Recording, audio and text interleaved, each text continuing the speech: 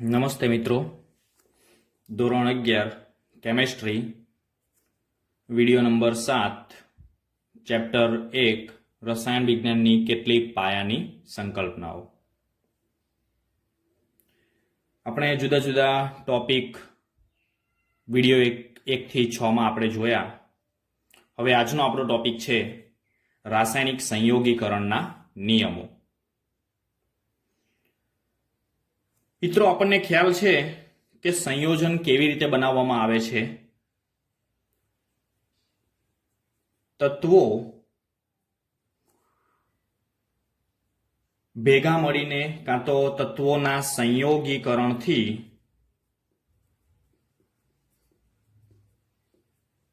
સંયોજનની રચના થાય છે. સંયોજનના ગુણધર્મો વિશે આપણે આગળ પણ ચર્ચા કરી. તત્વો શું છે તેની પણ આપણે સમજ મેળવી. બે જુદા જુદા તત્વો સંયોજન બનાવે છે. પરંતુ આ જે સંયોગીકરણ થાય છે, આ જે સંયોગીકરણની પ્રક્રિયા થાય છે, એ પ્રક્રિયાના કેટલાક નિયમો છે. તો એ 5 નિયમો પૈકી પહેલો નિયમ છે દળ સંચયનો નિયમ. દળ સંચયનો નિયમ, જેને આપણે દ્રવ્ય સંચયનો નિયમ પણ કહેવામાં આવે છે, જેનો અભ્યાસ આપણે ધોરણ 9 માં કર્યો હતો, જેને આપણે કહીશું law of conservation of mass.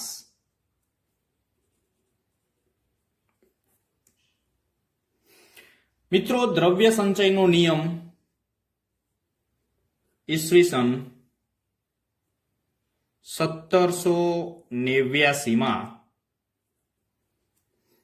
Antonie લેવોઝિયર નામના વૈજ્ઞાનિકે આપ્યો હતો. એન્ટોની લેવોઝિયર, તેમની આ દેન છે. તેમના મત મુજબ આપણે નિયમની વાત કરીએ તો એન્ટોની લેવોઝિયર કહે છે કે દ્રવ્યનું સર્જન કે વિનાશ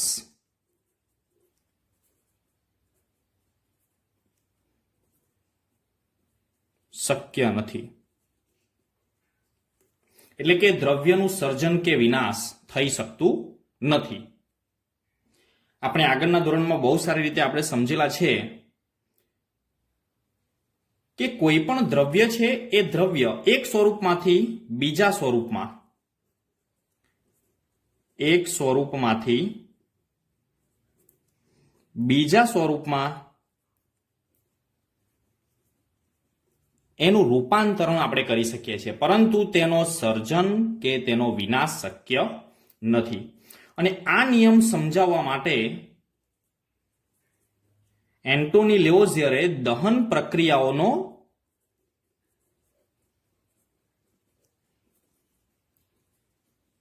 અભ્યાસ કર્યો અને તેના આધારે આ કાઢેલું તારણ છે, અને જેનો ઉપયોગ આજે રસાયણ વિજ્ઞાનના વિકાસની અંદર અથવા તો રસાયણ વિજ્ઞાનના પાયાની અંદર થઈ રહ્યો છે. આપણે તેને સમજવાની કોશિશ કરીએ. ફોર એક્ઝામ્પલ, મિત્રો, આપણને ખબર છે કે જ્યારે પણ આપણે પાણી પ્રવાહી સ્વરૂપમાં હોય છે, તેને આપણે ગરમ કરવામાં આવે છે. પાણીને જ્યારે ગરમ કરીએ છીએ, પાણી એ પ્રવાહી સ્વરૂપમાં હોય છે, અને ગરમ કરીએ છીએ ત્યારે પાણી વરાળ સ્વરૂપે બની જાય છે. હવે વરાળ સ્વરૂપે થઈ ગયેલું જે પાણી કાં તો H2O ના અણુઓ, તેને આપણે એક ચેમ્બરમાં કે એક પાત્રમાં ભરવામાં આવે તો તેનું દળ અને પ્રવાહી સ્વરૂપે રહેલા પાણીનું દળ, તો બંનેનું દળ મિત્રો સમાન હોય છે. તેનું વિનાશ કે તેનું સર્જન શક્ય નથી, પરંતુ તેનું એક સ્વરૂપમાંથી બીજા સ્વરૂપમાં ભૌતિક ફેરફાર તેનો બદલાય છે. ભૌતિક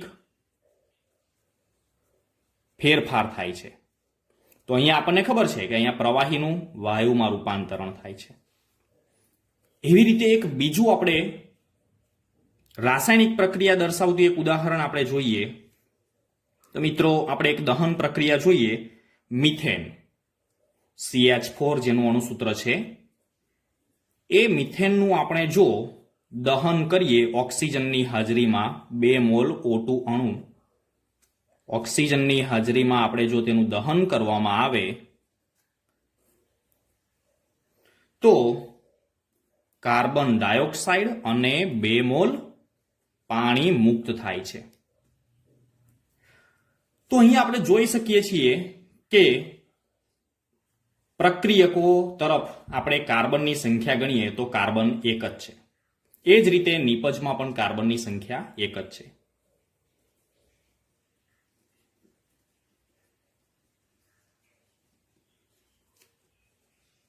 એ જ રીતે હાઇડ્રોજન, તો હાઇડ્રોજન તત્વોની સંખ્યા છે 4, તો આ બાજુ 2 દુ 4. આપણે અહીંયા પ્રક્રિયા જે લખેલી છે એ પ્રક્રિયા સંતુલિત કરીને જ લખેલી છે.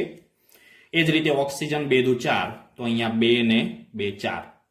તો મિત્રો આપણે જોયું કે બંને તરફ કાર્બન, હાઇડ્રોજન અને ઓક્સિજન આ ત્રણેયની સંખ્યા સરખી છે. તો બંને તરફ તેનું દળ છે એ દળ પણ સરખું જ મળે છે. તો આમ આ પ્રક્રિયા દ્વારા આપણને માલુમ પડે કે દ્રવ્યનું સર્જન કે વિનાશ શક્ય નથી. એવી બીજી ઘણી બધી પ્રક્રિયાઓ છે, એ દરેક પ્રક્રિયાઓમાં આપણો આ નિયમ લાગુ પડે છે. ચલો, એ જ રીતે હવે આપણે બીજો નિયમ જોઈશું. મિત્રો, બીજો નિયમ છે નિશ્ચિત પ્રમાણનો નિયમ.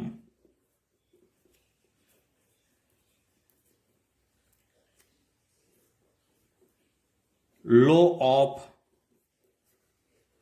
ડિફાઇનાઇટ proportion.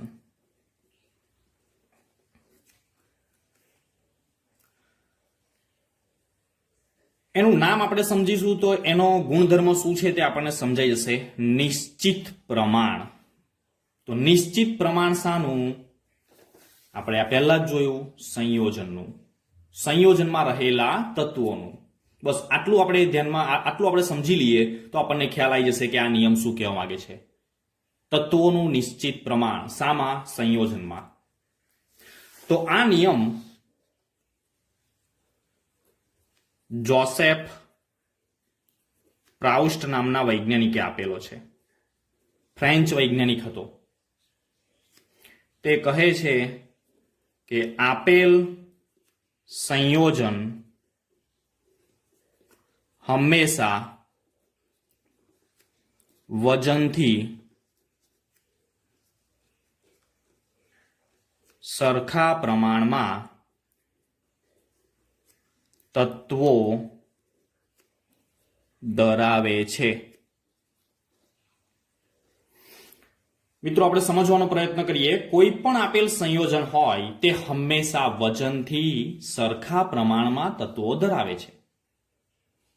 એનો મતલબ આપણે ઉદાહરણ દ્વારા બહુ સારી રીતે એની આપણે સમજૂતી આપીએ તો સમજો,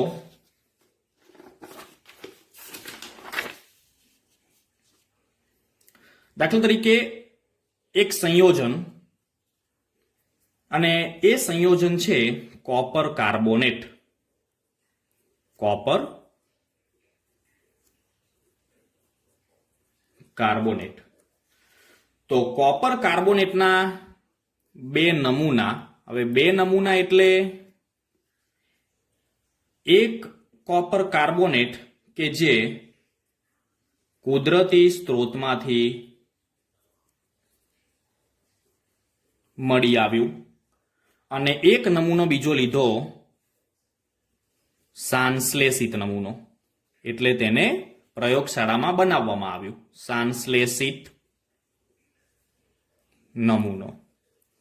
તો મિત્રો, આ રીતે કુદરતી સ્ત્રોતમાંથી CuCO3 અને સાંશ્લેષિત એટલે કે તેને પ્રયોગશાળામાં બનાવ્યું. તો આ બંને નમૂના લીધા, અને બંને નમૂનામાં તેમાં રહેલા તત્વો, તો મુખ્યત્વે તેમાં કયા તત્વો રહેલા છે? તો તેમાં છે copper, carbon, oxygen. Copper, carbon અને ઓક્સિજન. તો તેમને તેનું ટકાવાર પ્રમાણ શોધ્યું. તો તેનું ટકાવાર પ્રમાણ શોધતા કુદરતી સ્ત્રોતમાં કોપરનું પ્રમાણ 51.35%, એ જ રીતે ઓક્સિજનનું પ્રમાણ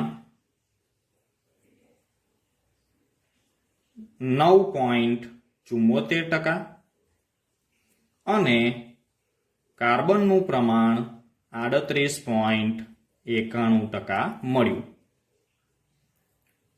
અને એ જ પ્રમાણે સંશ્લેષિત નમૂનામાં રહેલા કોપર, કાર્બન અને ઓક્સિજનની ટકાવારી તેમને શોધી. તો મિત્રો આશ્ચર્યજનક આનું આ જ પરિણામ મળ્યું. કોપર જેનું 51.35%, ઓક્સિજન 9.74%, કાર્બન 38.91%. તો મિત્રો કુદરતી સ્ત્રોત અને સંશ્લેષિત સ્ત્રોત બંનેમાં કોપર કાર્બોનેટમાં રહેલા તત્વોનું પ્રમાણ બિલકુલ સરખું મળ્યું. તો એના પરથી કહી શકાય કે સંયોજનમાં રહેલા તત્વો એ હંમેશા પ્રમાણમાં વજનથી સરખા જ મળે છે. એ ચાહે કુદરતી સ્ત્રોતમાંથી મેળવ્યું હોય કે સંશ્લેષિત સ્ત્રોતમાંથી મેળવેલું હોય કે પછી અર્ધ સંશ્લેષિત સ્ત્રોતમાંથી મેળવેલું હોય, પરંતુ એ સંયોજનમાં રહેલા જે તત્વોનું પ્રમાણ છે એ તત્વોનું પ્રમાણ ફિક્સ એટલે કે ચોક્કસ અને નિશ્ચિત હોય છે. માટે આ નિયમને આપણે એક બીજું પણ નામ આપેલું છે, જેનું નામ છે નિશ્ચિત સંઘટનના નિયમ તરીકે પણ તે ઓળખાય છે. નિશ્ચિત સંઘટનના નિયમ તરીકે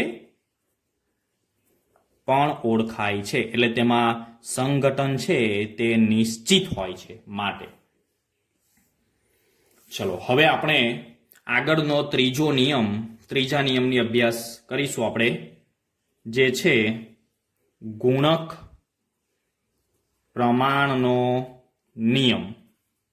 ગુણક પ્રમાણનો નિયમ જેને આપણે કહીશું લો ઓફ મલ્ટીપલ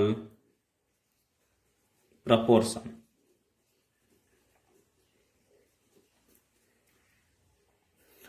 મિત્રો લો ઓફ મલ્ટીપલ પ્રપોર્શન એટલે કે ગુણક પ્રમાણનો નિયમ 1803માં ડાલ્ટન નામના વૈજ્ઞાનિકે આપ્યો હતો. તેના મત મુજબ જ્યારે પણ બે તત્વો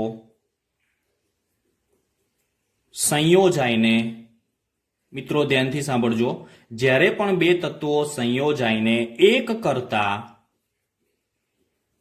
વધારે સંયોજનો બનાવે છે ત્યારે, ફરીથી હું વાંચું છું, જ્યારે બે તત્વો સંયોજાઈને એક કરતા વધારે સંયોજનો બનાવે, કોઈ બે તત્વો આપણે લઈ લઈએ અને એ બે તત્વો સંયોજાઈને જો એક કરતા વધારે સંયોજનો બનાવતા હોય તો ત્યારે એક તત્વના દળ એ બીજા તત્વના સંયોજાતા નિશ્ચિત દળ સાથે જોડાય છે ત્યારે તે તત્વના દળને નાની સાદી પૂર્ણાંક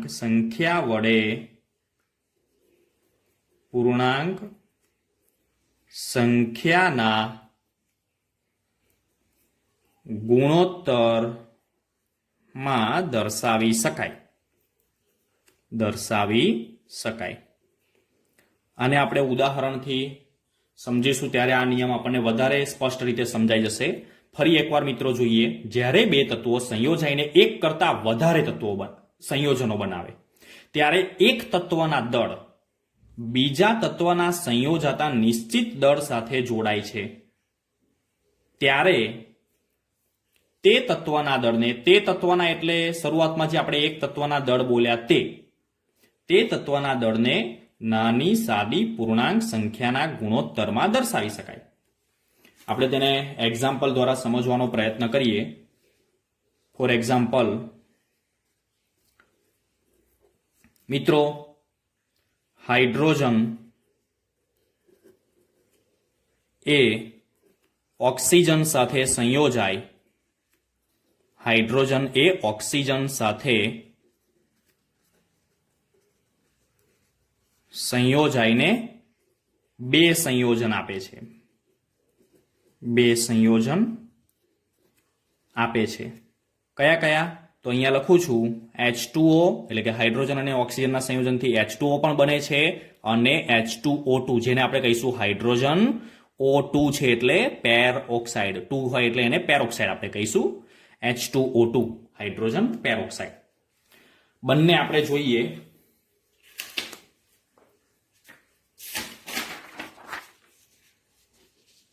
તો બંનેની પ્રક્રિયાને આપણે સમજવાનો પ્રયત્ન કરીએ. Hydrogen plus oxygen, hydrogen plus oxygen. અહીંયા હાઇડ્રોજનનું દળ 2 ગ્રામ અને ઓક્સિજનનું દળ 16 ગ્રામ છે અને બંને સંયોજાઈને પાણી આપે છે. પાણીનું દળ છે 18 ગ્રામ અને આપણે H2O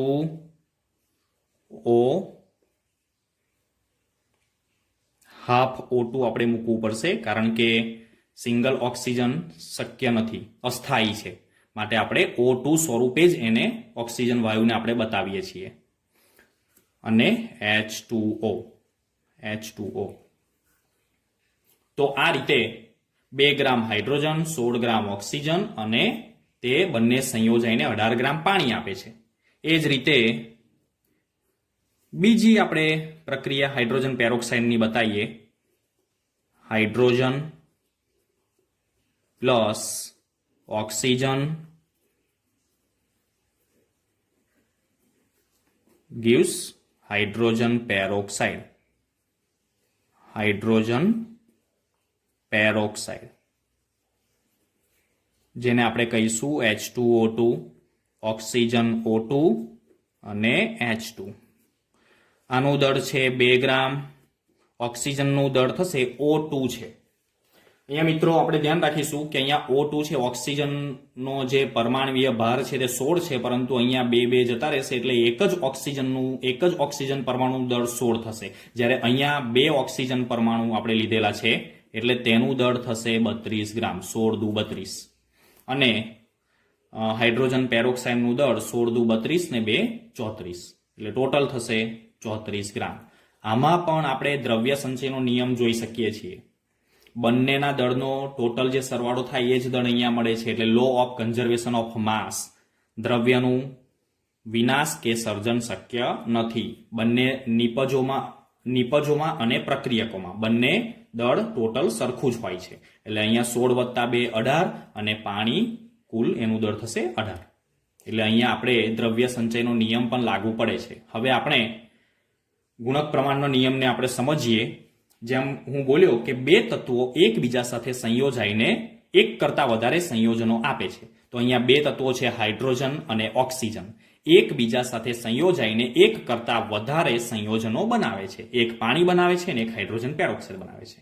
ત્યારે એક તત્વના દળ, અહીંયા એક તત્વના દળ એટલે ઓક્સિજન, ઓક્સિજનના દળ, એક તત્વના દળ બીજા તત્વના સંયોજાતા નિશ્ચિત, એટલે અહીંયા જે બંને પ્રક્રિયામાં હાઇડ્રોજનનું દળ છે તે નિશ્ચિત છે. એટલે આપણે બોલી શકીએ કે બીજા તત્વોના સંયોજાતા નિશ્ચિત દળ સાથે જોડાય ત્યારે તે તત્વના દળને, તે તત્વના એટલે કે ઓક્સિજનના દળને નાની સાદી પૂર્ણાંક સંખ્યાના ગુણોત્તરમાં દર્શાવી શકાય. એટલે કે અહીંયા ઓક્સિજન જે છે એ ઓક્સિજનનું પ્રમાણ આપણે જોઈએ તો પ્રથમ પ્રક્રિયામાં ઓક્સિજનનું દળ છે 16 ગ્રામ અને બીજી પ્રક્રિયામાં ઓક્સિજનનું દળ છે 32 ગ્રામ. તેને નાની સાદી પૂર્ણાંક સંખ્યાના ગુણોત્તરમાં એટલે કે 1:2 થાય. તો મિત્રો આ છે ગુણક પ્રમાણનો નિયમ. તેને આપણે એક ટ્રાયેંગલ દ્વારા પણ દર્શાવી શકાય. ફોર એક્ઝામ્પલ, અહીંયા હું તમને એક આઈડિયા આપું છું. તો કે હાઇડ્રોજનનું પ્રમાણ તે નિશ્ચિત છે, જેને આપણે H2 કહીએ છીએ. એ જ રીતે અહીંયા O2 અને અહીંયા ઓક્સિજન અથવા તો હાફ O2. તો આ રીતે ટ્રાયેંગલ બને છે. H2 અને હાફ O2 જોડાઈને H2O આપે છે, જે પહેલી પ્રક્રિયા આપણે આગળ જોઈ. અને આ બીજી પ્રક્રિયા છે H2O2. તો આનું દળ થશે 32 ગ્રામ અને આનું દળ થશે 16 ગ્રામ, જે બંનેનો ગુણોત્તર થશે 1:2. તો મિત્રો આ હતો ગુણક પ્રમાણનો નિયમ. Thank you.